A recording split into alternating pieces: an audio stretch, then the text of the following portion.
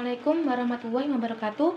Perkenalkan, nama saya Erma Eva Lutfiana dari kelas Akuntansi Syariah 1 dengan NIM 201105030017. Di sini saya akan memberikan tanggapan terhadap video dari Bapak Abdul Wahid Nafis mengenai sejarah peradaban Islam sebagai ilmu pengetahuan.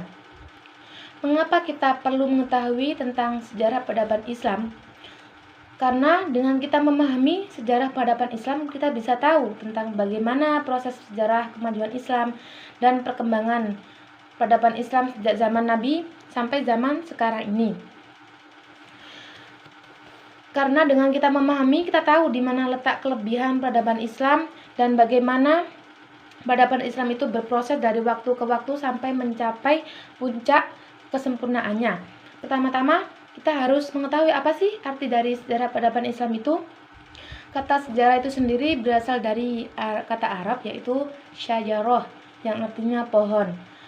Pengertian sejarah lainnya yaitu sejarah adalah yang tersusun dari serangkaian peristiwa masa lampau keseluruhan pengalaman manusia.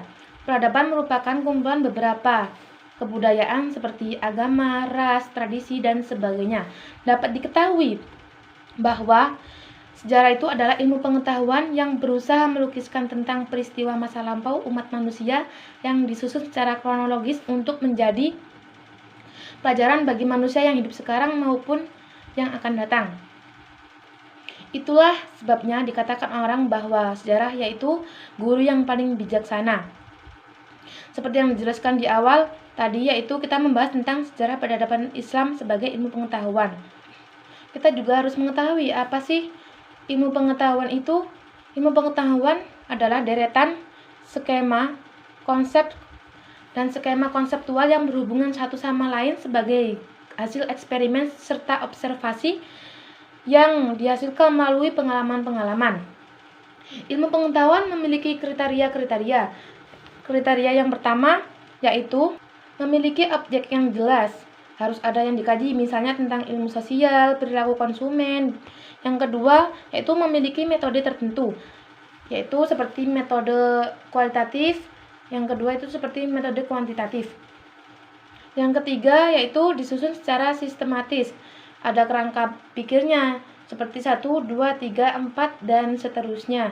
Yang keempat yaitu menggunakan pemikiran yang rasional, bisa dijelaskan oleh akal, bisa diterima dan dipahami oleh akal. Yang kelima, bersifat objektif.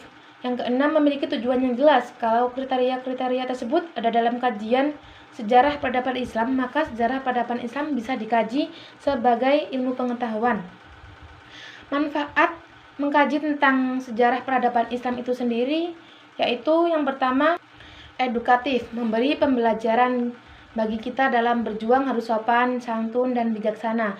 Bagaimana kita dalam mengembangkan ilmu, pengetahuan penuh kesungguhan dan keikhlasan, penuh pengorbanan, dan sebagainya.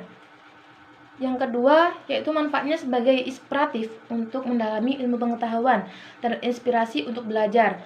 Jadi kita bisa terinspirasi untuk semangat belajar gitu.